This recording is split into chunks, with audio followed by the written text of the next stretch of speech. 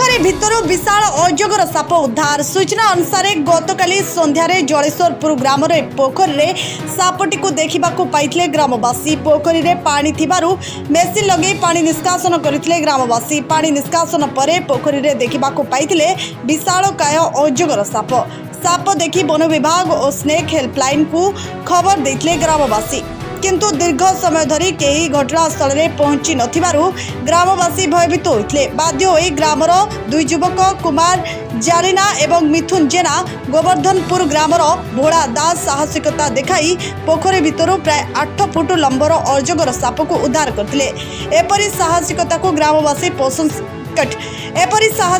ग्रामवासी प्रशंसा करथिला बेले सापटी को देखिबा पई लोकन को भिड़ जमितला। भोगराईरु कोन देखिले? सन्ध्या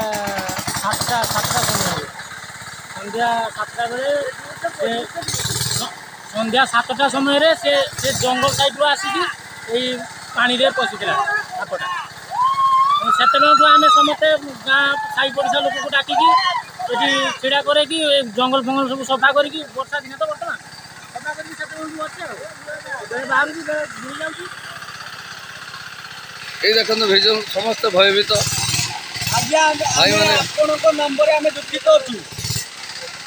आप नंबर कंटाक्ट कला आप नंबर लगुना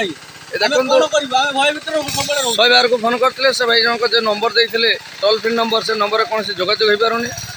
जदि आप न्यूज मध्यम जदि किसी खबर आसे सहयोग मिले ताने आम मैंने सुरक्षित मन कर। विदुस्मिता दास का रिपोर्ट, प्राय खबर।